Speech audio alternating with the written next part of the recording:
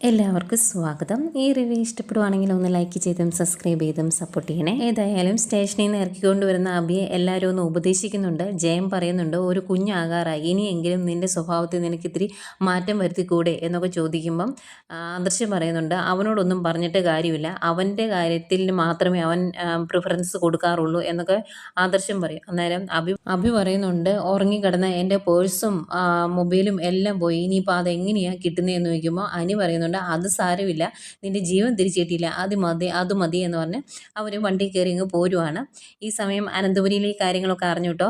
അന്നേരം മുത്തശ്ശൻ പറയുന്നുണ്ട്, മനുഷ്യന്മാർ തമ്മിൽ നുണ പറയും, ചിലപ്പോൾ പല കാര്യങ്ങളും മറച്ചു വെച്ചെന്നിരിക്കും, അത് ഈശ്വരൻ്റെ അടുത്ത് ചെയ്യാൻ പോയാൽ ഇങ്ങനെ ഇരിക്കും, അവൻ്റെ സ്വഭാവം കൊണ്ടാണ് ഇതൊക്കെ സംഭവിച്ചത് എന്നൊക്കെ ജലജയോട് പറയൂ കേട്ടോ.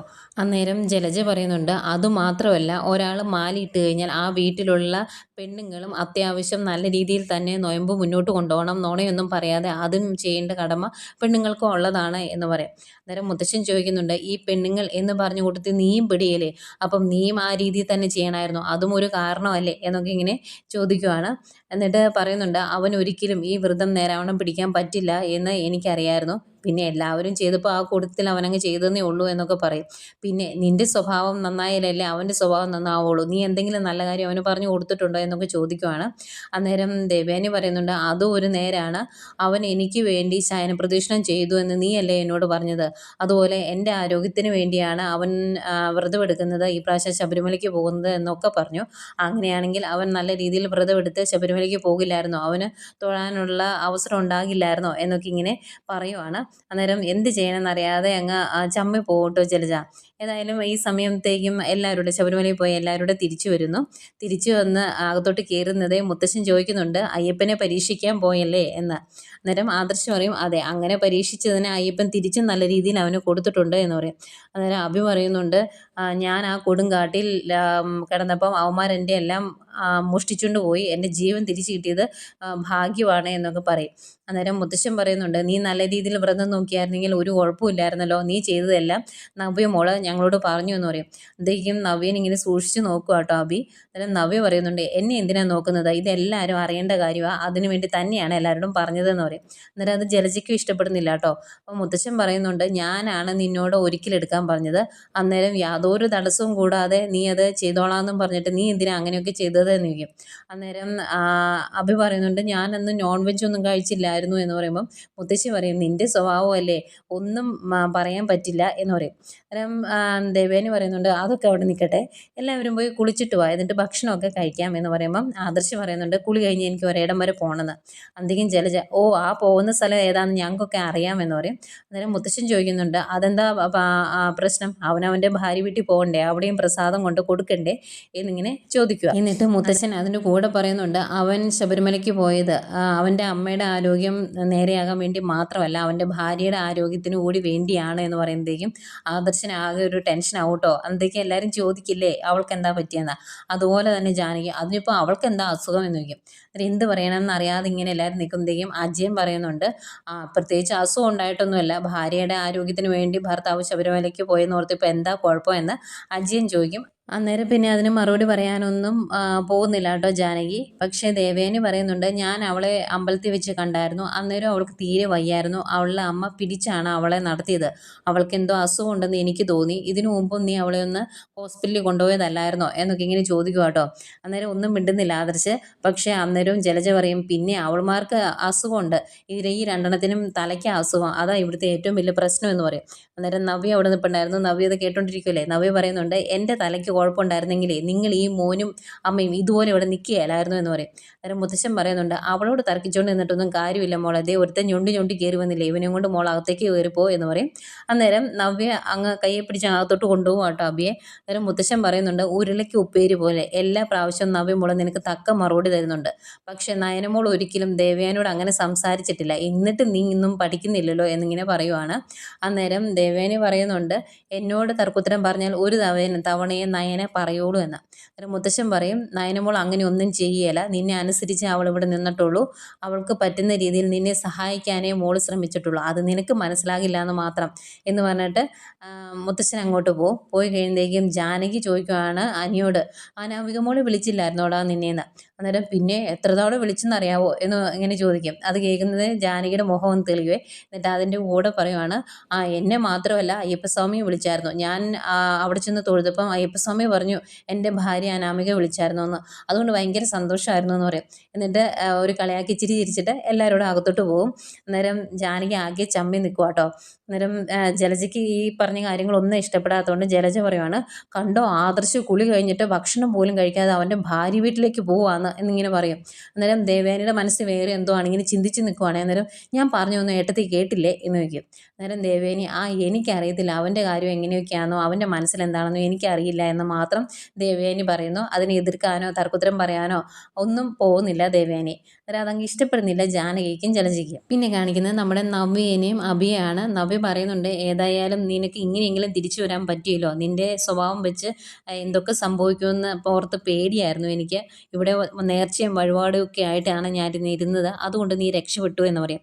അന്നേരം അഭി ചോദിക്കും, എന്ത് രക്ഷപ്പെട്ടു എന്ന്? ആ അമ്പലത്തിൽ കിടന്ന് ഉറങ്ങിയ എൻ്റെ പേഴ്സും മൊബൈലും സഹിതം എല്ലാം അടിച്ചുകൊണ്ട് പോയി. അതുകൂടാതെ രാത്രിയിൽ ഞാൻ ആ കാട്ടിലൂടെ നടന്നപ്പം എനിക്ക് പേടിയായിരുന്നു. ആനയൊക്കെ ഉള്ള വിജനമായ കാടായിരുന്നു. പിന്നെ അവിടുന്ന് പോലീസുകാർ പിടിച്ചുകൊണ്ട് പോയി എന്നെ പൊതിരെ തല്ലി. ഇതൊക്കെയാണോ ഞാൻ രക്ഷപ്പെട്ടു എന്ന് പറഞ്ഞത്? ഇല്ലാതെ കേസ് വരെ എൻ്റെ തലയിൽ വെച്ചു അവന്മാരെ എന്ന് പറയും. അന്നേരം നവ്യ പറയുന്നുണ്ട്, ഇതൊക്കെ സംഭവിച്ചിട്ടും നിന്നെ പുലി പിടിച്ചില്ലല്ലോ, അത് രക്ഷ എന്ന് കൂട്ടിയാൽ മതി. മര്യാദയ്ക്ക് നോയമ്പെടുത്തിട്ട് ശബരിമലയ്ക്ക് പോകണമായിരുന്നു, അല്ലെങ്കിൽ ഇതല്ല ഇതിലപ്പുറം സംഭവിക്കുമെന്ന് പറയും. അന്നേരം അഭി പറയുന്നുണ്ട്, അടുത്ത പ്രാവശ്യം നേരാവണ്ണം നോയമ്പെടുത്തിട്ട് ശബരിമലയ്ക്ക് പോകണം, അത് ഞാൻ മനസ്സിൽ തീരുമാനിച്ചതാണ് എന്ന് പറയുമ്പം നവ്യ പറയും, അങ്ങനെ തീരുമാനിച്ചാൽ അത് നടപ്പാക്കണം, അല്ലെങ്കിൽ ഇതുപോലുള്ള കാര്യങ്ങളൊക്കെ സംഭവിക്കുമെന്ന് പറയും. എന്നിട്ട് അന്നേരം അഭി പറയുന്നുണ്ട്, ഞാനല്ലേ പ്രശ്നക്കാരൻ, ഞാനല്ലേ നോയമ്പ് നോക്കാത്തെ, നല്ല രീതിയിൽ നോയമ്പ് തോറ്റ് വന്ന് അവരൊക്കെ വന്നല്ലോ, അങ്ങനെ വന്നിട്ടുണ്ടെങ്കിൽ ഈ വീട്ടിൽ എന്തൊക്കെയോ മാറ്റം വരുമെന്നും നിൻ്റെ അനിയത്തിയെ വല്യമ്മ സ്നേഹിക്കും എന്നൊക്കെയാണ് പറഞ്ഞത്, എന്നിട്ട് അത് വല്ലതും നടന്നോ എന്ന് ചോദിക്കും. അന്നേരം നവ്യ പറയും, അവരിങ്ങ് വന്നതല്ലേ ഉള്ളൂ, ഇനിയുള്ള കാര്യങ്ങൾ എന്തൊക്കെയാണെന്ന് നമുക്ക് കണ്ടറിയാം, മാറ്റങ്ങളുണ്ടാവുമെന്ന് എന്നാലല്ലേ പറയാൻ പറ്റുള്ളൂ എന്ന് പറയും. എന്നിട്ട് നിനക്ക് എന്തെങ്കിലും കുടിക്കാൻ വേണമെന്ന് ചോദിക്കുമ്പോൾ, കുടിക്കാനൊന്നും വേണ്ട, ഇന്നലെ നേരാവണമൊന്നും ഉറങ്ങാൻ പറ്റിയില്ല, നിറയെ കൊതുക് ശല്യമായിരുന്നു എന്നൊക്കെ പറയുമ്പം, ഏതായാലും നിൻ്റെ സ്വഭാവത്തിന് ഇത്രയല്ലേ വന്നോളൂ എന്നോർത്ത് സമാധാനിക്കുക എന്ന് പറഞ്ഞിട്ട് നവ്യ അങ്ങോട്ട് പോകും. അന്നേരം അഭി മനസ്സിലോർക്കുക, ഇവളെൻ്റെ തലയിൽ നിന്ന് ഒഴിഞ്ഞു പോകാൻ വേണ്ടിയാണ് ശബരിമലയ്ക്ക് പോകാമെന്ന് വെച്ചത്, എന്നിട്ട് ദർശനം പോലും അയ്യപ്പൻ തന്നില്ലല്ലോ എന്ന് അഭി ഓർക്കും. പിന്നെ കാണിക്കുന്നത് നയനയും ആദർശിനെയാണ്. ആദർശ് ശബരിമലയിൽ പോയിട്ട് അങ്ങോട്ട് നയനയുടെ അടുത്തോട്ട് വരുന്നു. കാണുന്നതിൽ ഭയങ്കര സന്തോഷമാണ് നയനയ്ക്ക്. അമ്മയെ ദേ ആദർശേട്ടൻ വന്നു എന്ന് പറയുമ്പോഴേക്കും കനകയും ഗോവിന്ദനും എല്ലാവരും അങ്ങോട്ട് വരും. എന്നിട്ട് എങ്ങനെയുണ്ട് മോനെ, സുഖമായിരുന്നു യാത്ര എന്ന് ചോദിക്കുമ്പം, അഭിയുടെ കാര്യങ്ങൾ ഒഴിവാക്കി നിർത്തിയിട്ടുണ്ടെങ്കിൽ ഒരു പ്രശ്നമില്ലായിരുന്നു, പിന്നെ തിരക്ക് കുറവായതുകൊണ്ട് നല്ല രീതിയിൽ തൊഴാനും പറ്റി എന്നിങ്ങനെ പറയും. അന്നേരം അവർ പറയുന്നുണ്ട്, മോൻ പോയിട്ട് വന്നേടം വരെ ഞങ്ങൾ പ്രാർത്ഥനയിലായിരുന്നു എന്നൊക്കെ പറയും. ഏതായാലും അന്നേരം ഗോവിന്ദനൊരു സംശയം, ഇനി നയനെ കൂട്ടിക്കൊണ്ട് പോകാനാണോ എന്ന്. അന്നേരം പറയും, മോൾക്ക് ശരിക്കും അങ്ങ് എഴുന്നേറ്റ് നടക്കാറൊന്നും ആയിട്ടില്ല, എല്ലാം കൂടെ നന്നായിട്ട് ആരോഗ്യം വന്നിട്ട് തിരിച്ചു കൊണ്ടുപോയാൽ മതിയായിരുന്നു എന്നൊക്കെ പറയുമ്പോൾ ആദർശ് പറയുന്നുണ്ട്, അതിന് ഞാൻ ഇവിടെ നിർബന്ധിച്ച് കൊണ്ടുപോകാനൊന്നും അല്ല അച്ഛാ ഇങ്ങോട്ട് വന്നത് എന്ന് പറയും.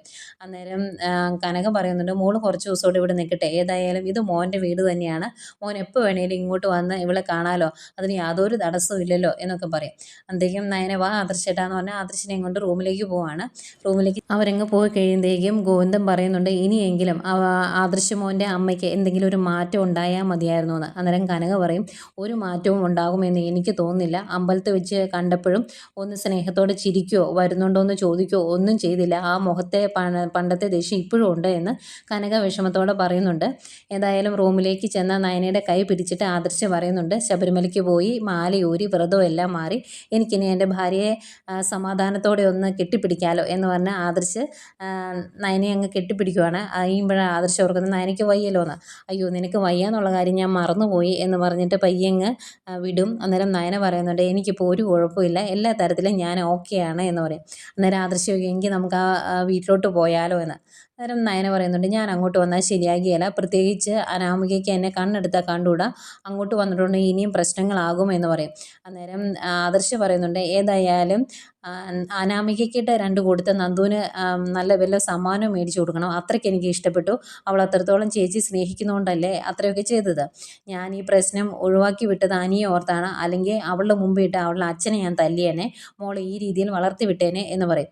എന്നിട്ട് പറയുന്നുണ്ട്, ഞാൻ ആ ജോത്സ്യനെ പോയി കണ്ടപ്പം ശനിയൊക്കെ മാറി എന്നാണ് പറഞ്ഞത്, ഇനി കുഴപ്പമില്ല എന്ന് പറയും. അന്നേരം നയന പറയുന്നുണ്ട് ശനിയും ശുക്രനും ഒക്കെ ക്രമം പോലെ വന്നു പോകും, ഇവിടെ മാറേണ്ടത് മനുഷ്യൻ്റെ മനസ്സാണ്, അമ്മയ്ക്ക് ഇപ്പോഴും മാറ്റമൊന്നുമില്ല, അമ്പലത്തിൽ വെച്ച് കണ്ടപ്പോഴും ആ മുഖത്തെ ദേഷ്യത്തിന് ഒരു മാറ്റവും ഇല്ലാതെയാണ് എന്നെ നോക്കിയത്, ഒന്ന് ചിരിച്ചു പോലും ഇല്ല എന്നൊക്കെ പറയും. അന്നേരം ആദർശ് പറയും എനിക്ക് അങ്ങനെ തോന്നുന്നില്ല, ഞാൻ ഇങ്ങോട്ട് പോരുവാണ് എന്ന് പറഞ്ഞിട്ട് ഒന്ന് എതിർക്കുവോ അല്ലെങ്കിൽ എന്തിനാ പോണേന്ന് ചോദിക്കുകയോ ഒന്നും അമ്മ ചെയ്തിട്ടില്ല, ചെറിയ മാറ്റം ഉണ്ടെന്നാണ് തോന്നുന്നത് എന്ന് പറയും. അന്നേരം നയന പറയുന്നുണ്ട് എന്തായാലും ആവട്ടെ, ഏതായാലും അമ്മ എന്നെ വിളിക്കുമെന്ന് നോക്കാം, ആദർശേട്ടൻ എന്നെ കാണാൻ വേണ്ടി ഇങ്ങോട്ട് വന്നാൽ മതി, ഇതും ആദർശേട്ടൻ എടുത്തു തന്ന വീടല്ലേ, പിന്നെ എന്തിനാ ഭാര്യ വീടാന്ന് ഓർക്കുന്നത്, അതിൻ്റെ ആവശ്യമില്ല എന്ന് പറയും. ആദർശ പറയും അങ്ങനെയല്ല, ഇത് ഞാൻ അച്ഛനും അമ്മയ്ക്കും എടുത്തു കൊടുത്ത വീട് തന്നെയാണ്, ഇത് അവർക്കും അവകാശപ്പെട്ടതാണ്, പിന്നെ ഇങ്ങോട്ട് വരാൻ എനിക്ക് മടിയൊന്നുമില്ല എന്ന് പറയും. പിന്നെ എന്താ കുഴപ്പമെന്ന് നയന ചോദിക്കുമ്പം അതാണോടി ഒരു സുഖം, നീ എൻ്റെ കൂടെ ഉള്ളതല്ലേ എനിക്ക് സുഖം, അതുകൊണ്ട് വീട്ടിലോട്ട് വരുന്നതാണ് എനിക്ക് താല്പര്യമെന്ന് ആദർശം പറയുന്നുണ്ട്. ഏതായാലും രണ്ടുപേരും ഭയങ്കര ഹാപ്പിയാണ്. പിന്നെ കാണിക്കുന്നത് നമ്മുടെ നന്ദുവിനെയാണ്. നന്ദു സ്കൂട്ടറിൽ വരുമ്പം ഓപ്പോസിറ്റ് ഗുണ്ടകൾ വരുന്നു, നന്ദുവായിട്ട് ചെറിയൊരു ഫൈറ്റൊക്കെ നടത്തി. നന്ദു ആദ്യം പിടിച്ച് നിൽക്കുന്നുണ്ട്, പക്ഷേ നന്ദുവിൻ്റെ തലക്കിട്ട് വടികൊണ്ട് അടിക്കുന്നതേക്കും നന്ദു വീണ് പോകും, നന്ദുവിനെ കൊണ്ട് അവന്മാർ അവിടുന്ന് പോവുക. ഈ സമയം നയന പണ്ട് ആദർശം നയനയും കൂടെ ഒരുമിച്ച് പുറത്ത് പോയത്, ബൈക്കിന് പുറത്ത് പോയ കാര്യമൊക്കെ ഓർത്ത് ഇങ്ങനെ സന്തോഷിച്ചിരിക്കുന്ന സമയത്ത് ആദർശം വിളിക്കും, എന്നിട്ട് എന്തെടുക്കുമായിരുന്നു എന്ന് വയ്ക്കുമ്പം ഞാൻ ആദർശേട്ടനെ കുറിച്ച് ഓർത്തുകൊണ്ടിരിക്കുമായിരുന്നു എന്ന് പറയും. അങ്ങനെ ആദർശം പറയും അതേതായാലും നന്നായി, അങ്ങനെ ഓർത്തുകൊണ്ടിരുന്നാൽ മാത്രം പോരാ, ശരീരം നന്നായിട്ട് നോക്കണം, നന്നായിട്ട് ഭക്ഷണമൊക്കെ കഴിക്കണം കേട്ടോ എന്ന് പറയും.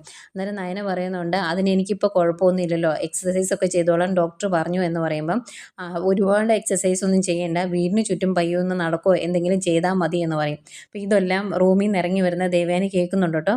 അന്നേരം ആദർശ് പറയും ശരീരത്തിന് നല്ല രീതിയിൽ ആരോഗ്യം വെക്കുന്ന ഫുഡൊക്കെ കഴിച്ചോണം എന്നൊക്കെ പറഞ്ഞിങ്ങനെ ഓരോ കാര്യങ്ങൾ പറഞ്ഞു കൊടുക്കുക കേട്ടോ. അന്നേരം നയന പറയുന്നുണ്ട് എനിക്ക് വലിയ കുഴപ്പമൊന്നുമില്ല, ശരിക്കും ഈ കാര്യങ്ങളെല്ലാം അമ്മയോടാണ് പറഞ്ഞു കൊടുക്കേണ്ടത് എന്ന് പറയുമ്പം ആദർശ് പറയുന്നുണ്ട് അമ്മയും നീയും ഒരുപോലെയാണ്, രണ്ടുപേരും ഒരുപോലെ തന്നെ കെയർ ചെയ്യണം, രണ്ടുപേരുടെ ആരോഗ്യം എനിക്ക് പ്രധാനമാണ് എന്ന് പറയും. ആയിക്കോട്ടെ ഞാൻ അങ്ങനെയൊക്കെ ചെയ്തോളാം, അനുസരിച്ചോളാം എന്ന് നയന പറയുന്നു. എന്നിട്ട് ഫോൺ വയ്ക്കുന്നു. അപ്പോൾ ഇതെല്ലാം കേൾക്കുന്ന ദേവയാനി ഉറപ്പിക്കുവാണ് നയനയ്ക്ക് എന്തോ പ്രശ്നമുണ്ടെന്ന്. പ്രത്യേകിച്ച് അമ്മയും നീയും എന്ന് എടുത്തു പറഞ്ഞപ്പം ദേവയാനിക്ക് പിന്നെയും സംശയങ്ങൾ കൂടി വരും. പിന്നെ ഗോവിന്ദനെയും കനകയൊക്കെയാണ് കാണിക്കുന്നത്. നന്ദു വരാതെ ആയപ്പം അവർക്കൊരു സംശയം, ഇതിനു മുമ്പും ഒരു ഗുണ്ടാക്രമണം ഉണ്ടായതാണല്ലോ, അതുപോലെ എന്തെങ്കിലും ആണോന്ന്. അവരുടെ കൂട്ടുകാരെയും നന്ദുവിനെയൊക്കെ പിന്നെയും വിളിക്കും, പക്ഷെ ആരെയും കിട്ടുന്നില്ല. അപ്പോൾ ആകെ ടെൻഷൻ ആവുകയാണ്. അന്നേരം കനക പറയുന്നുണ്ട് നന്ദുവിനെ ഇനി ഇവിടെ നിർത്തണ്ട, കുറച്ച് ദൂരെ എവിടെയെങ്കിലും ജോലിക്ക് വിടണം കുറച്ച് നാളത്തേക്ക്, അങ്ങനെയെങ്കിലും അനിയെ ശരിക്കും അവളങ്ങ് മറക്കൂലോ, ആ ജോത്സ്യം പറഞ്ഞത് കേട്ടില്ലേ, അവൾ സ്നേഹിച്ച ചെറുക്കനെ തന്നെ അവൾ കല്യാണം കഴിക്കുമെന്ന്, അത് ഓർത്തപ്പോൾ തൊട്ട് എനിക്ക് ഭയങ്കര ടെൻഷനാണ് എന്നൊക്കെ കനക പറയുമ്പം ഗോവിന്ദനും പറയുന്നുണ്ട് അനിയുടെ മനസ്സിൽ നന്ദു ഉണ്ട്, അനാമിക സ്നേഹിക്കാത്തിടത്തോളം കാലം നന്ദുവിനെ തന്നെയായിരിക്കും നന്ദു തന്നെയായിരിക്കും അനിയുടെ മനസ്സിൽ നിന്ന് ഗോവിന്ദനും പറയുന്നുണ്ട്. ഇവരിങ്ങനെ ഓരോന്ന് പറഞ്ഞിങ്ങനെ വിഷമിച്ചിരിക്കുക കേട്ടോ. നയനയും പറയുന്നുണ്ട് ഇങ്ങനെ ഓരോ കാര്യങ്ങൾ. ഏതായാലും ഇതിനിടയ്ക്ക് കെട്ടിയിട്ടേക്കുന്നത് നന്ദുവിനെയും കാണിക്കുന്നുണ്ട്. ഇത്രയൊക്കെ കാണിച്ചുകൊണ്ട് ഇന്നത്തെ എപ്പിസോഡ് അവസാനിക്കുന്നു.